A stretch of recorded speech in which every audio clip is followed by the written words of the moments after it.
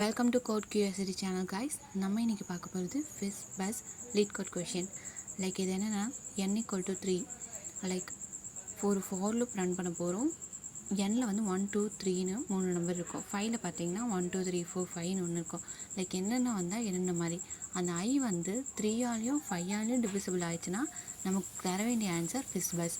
3ஆல் மட்டும்னா ஃபிஸ், 5ஆல் மட்டும்னா bus, எதுவுமே இல்லை. Like இந்த 3 கண்டிஷனும் தவிர வேறு ஏதாவது வந்ததுன்னா அந்த நம்பரே பிரிண்ட் ஆகணும். இதுதான் வந்து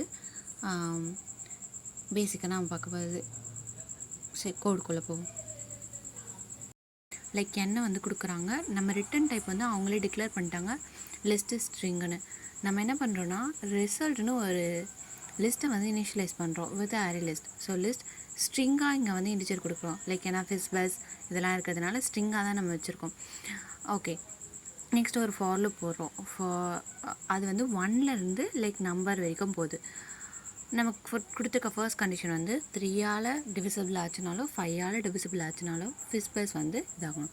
ஸோ அதனால் நம்ம இங்கே லிஸ்ட் யூஸ் பண்ணுறதுனால டாட் ஆட் ஃபங்க்ஷன் யூஸ் பண்ணி ஃபிஸ் பஸ்ஸை போடுறோம். நெக்ஸ்ட் 3ஆல் மட்டும் டிவிசிபிள் ஆச்சுன்னா ஃபிஸ், நெக்ஸ்ட்டு 5ஆல் டிவிசிபிள் ஆச்சுன்னா பஸ், எதுவுமே இல்லைன்னா லைக் அதே நம்பரை வந்து போடுறோம்.